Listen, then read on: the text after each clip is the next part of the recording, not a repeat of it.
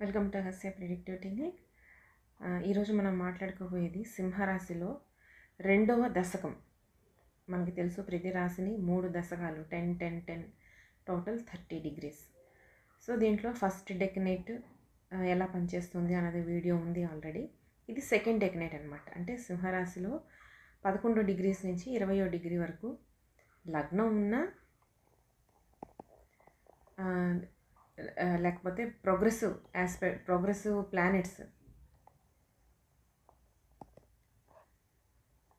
ఉన్న planets move అవుతూ 1 ఇయర్కి ప్రతి ప్లానెట్ మూవ్ అవుతూ ఉంటుంది కదా మనకి వెస్ట్రన్ ఆస్ట్రాలజీలో.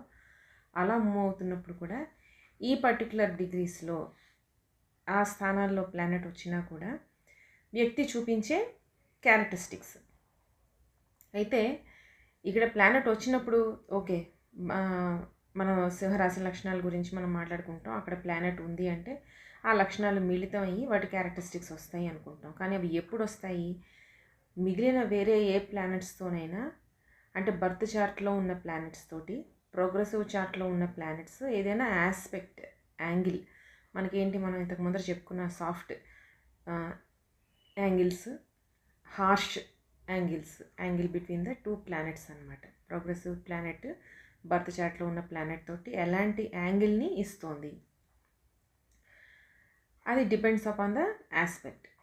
సాఫ్ట్ ఆస్పెక్ట్స్ అయితే పాజిటివ్గా ఉంటుంది, బాగుంటుంది. హార్ష్ ఆస్పెక్ట్ వచ్చినప్పుడు హార్ష్ కండిషన్స్ ఏదో వ్యక్తి అయినా అనుభవిస్తాడు, లేదా సొసైటీ నుంచి అయినా అతనికి అలాంటి హార్ష్నెస్ అనేది ఎక్స్పీరియన్స్ చేస్తూ ఉంటాడనమాట. సో ఎలా అయినా కూడా మనకి సాఫ్ట్ ఆస్పెక్ట్స్ అన్నవి పాజిటివ్ రిజల్ట్స్ ఇస్తూ ఉంటాయి, హార్ష్ ఆస్పెక్ట్స్ అన్నవి నెగిటివ్ రిజల్ట్స్ ఇస్తూ ఉంటాయి. కొంత కార్మిక బాండేజ్ ఏదో ఉంటుంది, దాన్ని వ్యక్తి అనుభవించాల్సి వస్తుంది. అలాంటి టైంలోనే వ్యక్తి న్యాయంగా, ధర్మంగా, నీతి నిజాయితీలతోటి తెలివిగా పనిచేసినప్పుడు హార్ష్ ఆస్పెక్ట్ ఎలానో వస్తుంది, కానీ అది ఆస్పెక్ట్లో మనం ఉండిపోయి పాస్ట్ లైఫ్ కర్మ, దాన్ని మనం ఏం చేయలేం, తొలగించుకోలేము. కానీ మన బిహేవియర్ అలాంటి టైంలో మనం బ్యాలెన్స్ తప్పకుండా, శృతి మించకుండా, మన న్యాయాన్ని, ధర్మాన్ని కోల్పోకుండా, ఎథిక్స్ని దాటి బిహేవ్ చేయకుండా ఉంటే మంచిది. సో ఇప్పుడు వీటిని ఎలా చూద్దాం. సింహరాశిలో ఉన్నప్పుడు ఎలాంటి, ఈ స్పెషల్ డెకనేట్స్లో ఉన్నప్పుడు ఎలా ఉంటుంది.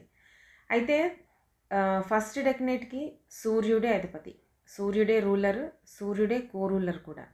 సెకండ్ డెకనేట్ దగ్గరికి వచ్చేసరికి దీనికి ఎగ్జాక్ట్గా కోణ స్థితిలో ఉన్న ధనుస్సు రాశి అధిపతి అయిన జూపిటర్ కూడా కో-రూలర్ అవుతాడనమాట.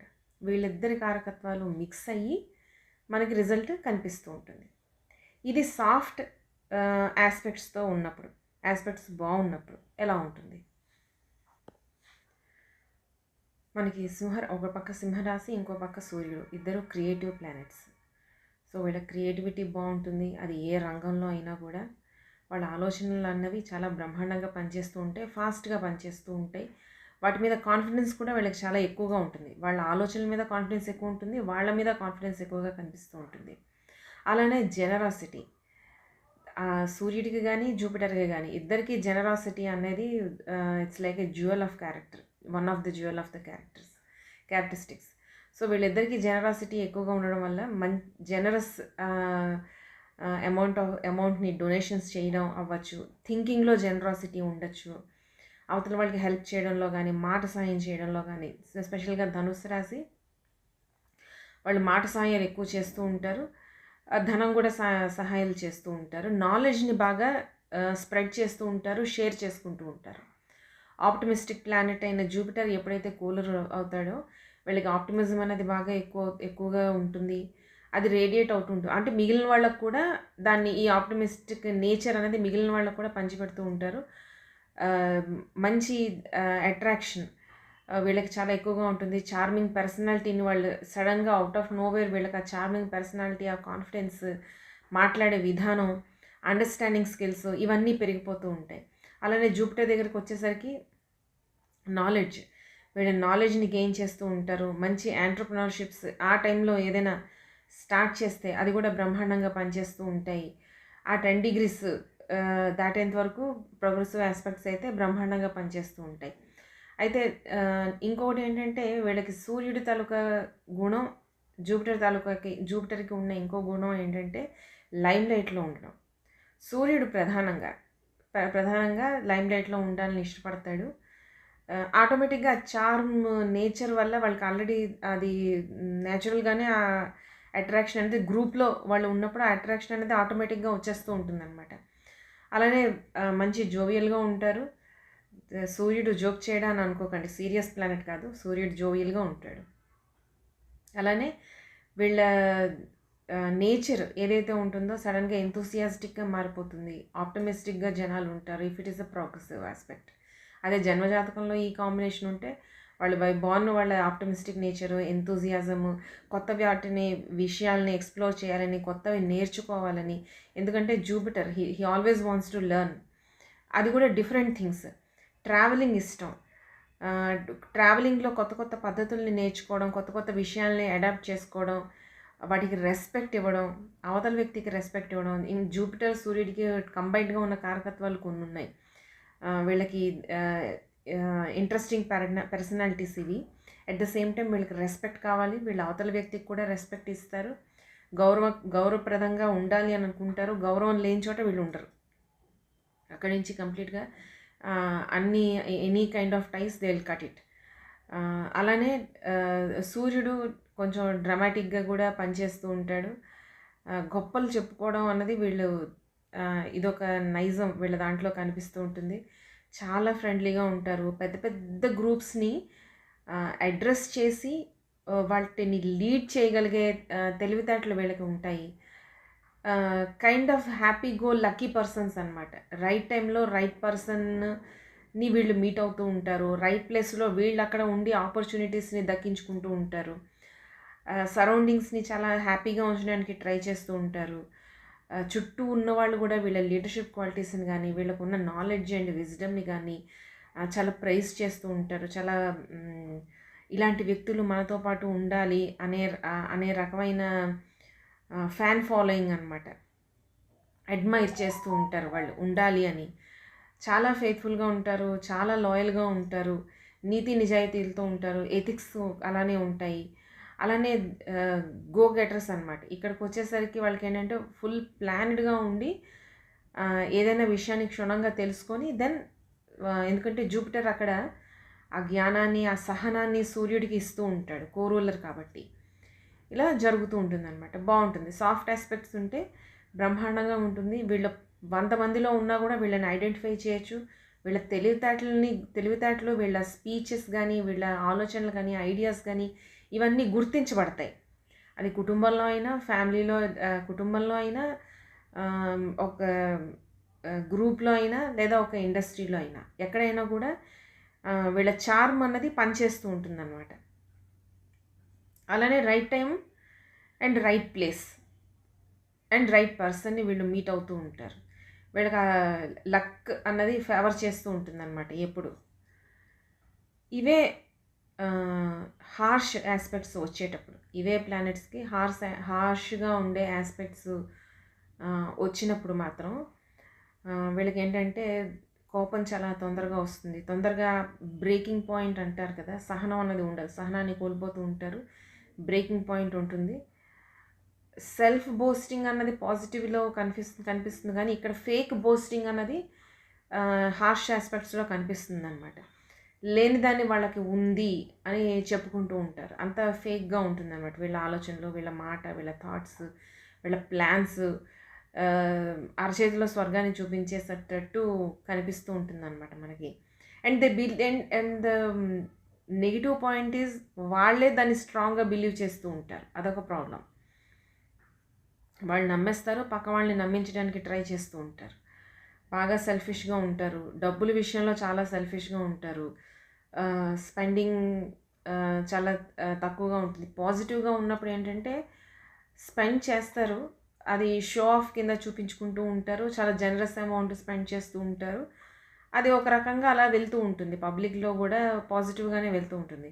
హార్ష్ ఆస్పెక్ట్ దగ్గరికి వచ్చేసరికి వీళ్ళు ఏదైనా ఒక రూపాయి కూడా బయటికి తీయరు. లేదా అంటే వాళ్ళ దగ్గర విషయం లేకపోయినా, మనీ లేకపోయినా కూడా నా దగ్గర అంత ఉంది ఇంత ఉంది అని గొప్పలు చెప్పుకోవడం కోతల రాయిడ్లాగా అనమాట. ఇలా బిహేవ్ చేస్తూ ఉంటారు. ఫేక్ స్పిరిచువాలిటీ ఉంటుంది, ఫేక్ జెనరాసిటీ ఉంటుంది. ఫైనాన్షియల్ మేనేజ్మెంట్ కూడా వీళ్ళకి చాలా కష్టం. ఎందుకంటే జూపిటర్ ఎక్కడున్నా కూడా హార్ష్ ఆస్పెక్ట్ వచ్చింది అంటే అది టీనేజ్లో ఎడ్యుకేషన్లో ప్రాబ్లం చూపిస్తూ ఉంటుంది. టీనేజ్ దాటి జాబ్ అది స్టార్ట్ చేసిన తర్వాత ఫైనాన్షియల్ కండిషన్స్లో దెబ్బ కొట్టేస్తుంది. వాళ్ళకి ఫైనాన్సెస్ని ఎలా మేనేజ్ చేయాలో తెలీదు, ఎక్కడ ఖర్చు పెట్టాలి, ఎక్కడ దాచుకోవాలి అన్న విషయం తెలీదు. ఈగోకి పోయి డబ్బుని ఎక్కువగా ఖర్చు పెట్టేసి ఉన్నదాన్ని ఊడ్చిపెట్టేయడం లాంటివి జరుగుతూ ఉంటాయి. చాలా ప్రాబ్లమ్స్ వస్తాయి.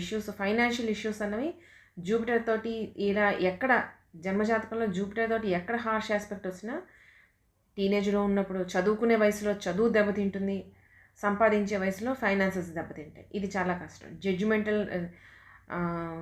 టూ మచ్ జడ్జిమెంటల్గా ఉంటారనమాట. ప్రతి వ్యక్తిని నిఘా పెట్టి కింద నుంచి పైదాకా అబ్జర్వ్ చేసి వాడిలో ఏ నెగిటివ్ పాయింట్స్ ఉన్నాయో వాటిని బయటికి తీసుకొని వచ్చి చూపించి వాడికన్నా నేనే గొప్ప అని చెప్పుకునే క్యారెక్టరిస్టిక్ ఇక్కడ కనిపిస్తూ ఉంటుంది మనకి. చాలా జడ్జిమెంటల్గా ఉంటారు. ఎస్పెషల్లీ తప్పులు ఎంచడానికి వీళ్ళు ప్రయత్నిస్తూ ఉంటారు. ఫేక్ వెల్త్ని చూపిస్తూ ఉంటారు. ఫేక్ స్పిరిచువాలిటీ ఉంటుంది, విపరీతమైన స్టబర్నెస్ ఉంటుంది, అక్కర్లేని ప్రౌడ్నెస్ కనిపిస్తూ ఉంటుంది.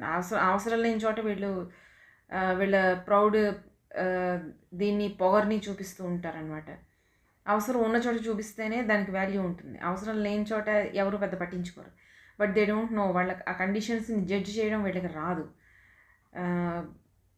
రాంగ్ ప్లేస్లో wrong proud, wrong show off ఫైనాన్షియల్గా నాకు ఇంత ఉంది, నాకు ఇంత ఎడ్యుకేషన్ ఉంది, నేను ఇంత స్పిరిచువల్ పర్సన్ని అని వీళ్ళన్నీ రాంగ్ టైంలో రాంగ్ ప్లేస్లో రాంగ్ పర్సన్ తోటి వీళ్ళకి లింక్స్ ఏర్పడుతూ ఉంటాయి అన్నమాట. పాజిటివ్గా ఉంటే right time, right person, right place. అదే హార్ష్ ఆస్పెక్ట్ వచ్చినప్పుడు మొత్తం అంతా రాంగ్గా వెళ్ళిపోతూ ఉంటుంది. విపరీతమైన స్టబర్నెస్ ఉంటుంది. పని చేయడానికి వీళ్ళకి డౌట్ఫుల్ నేచర్ ఉంటుంది లోపల, కానీ బయటికి చెప్పరు. కానీ వీళ్ళ ప్రౌడ్ ఫీలింగ్ ఏదైతే ఉందో దానివల్ల అవతల వ్యక్తిని హెల్ప్ అడగడానికి కూడా వీళ్ళు వెళ్ళరు. అదొక ప్రాబ్లం అనమాట. వీళ్ళు వెళ్ళకపోయారు, ఆ ఇంట్లో ఉన్న కుటుంబ సభ్యులను కూడా వెళ్ళనివ్వరు, ఎవరికి హెల్ప్ చేయనివ్వరు, కట్టడి చేసేస్తూ ఉంటారు. సూర్యుడితోటి రాంగ్ ఆస్పెక్ట్స్ వచ్చినా కూడా ఇలానే జరుగుతూ ఉంటుంది. అతను హెల్ప్ చేయడు, ఎవరిని హెల్ప్ అడగడు, కుటుంబ సభ్యులను కూడా అడగనివ్వడు. చాలా కష్టంగా ఉంటుంది ప్రాబ్లం ఇక్కడ.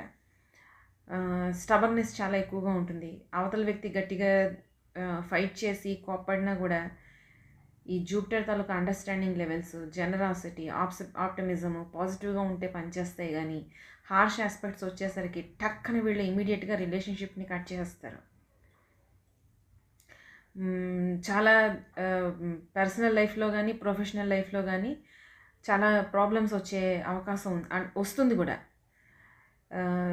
పక్క వాళ్ళ ఈగోని వీళ్ళు అర్థం చేసుకోలేరు, అడ్జస్ట్ అయ్యి సాఫ్ట్గా వెళ్ళలేరు. వీళ్ళే ఆ ఈగోని చూపించాలి, వీళ్ళే అంటే ఉద్యోగం చిన్నదే అయినా కూడా పొగరు ఎక్కువగా ఉంటుంది.